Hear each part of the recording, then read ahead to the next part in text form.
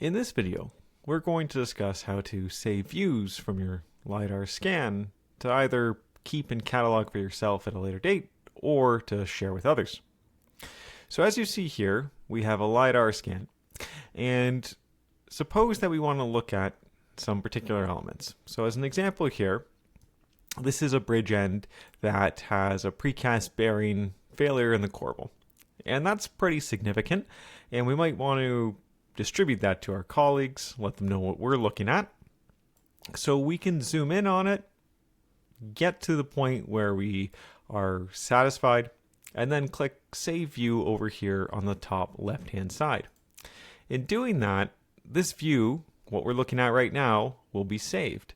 We can rename it to corbel failure or anything that you'd like. Left click OK. And that view is going to be available for us at any time. We can save multiple views. It doesn't just have to be one.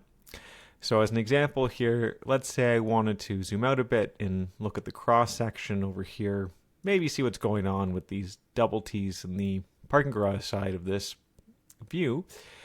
We can go to the view, I believe it's front, that we're looking at. You can see actually that we're in perspective.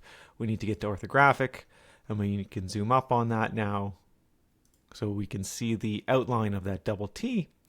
We can then save that view, rename it, and we can toggle between these now. So we click corbel failure, we'll get back to that one, or click double T, we'll get back to that one.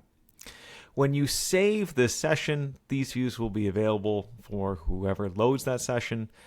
You can do so by clicking the Save Session, and that is covered in a different video.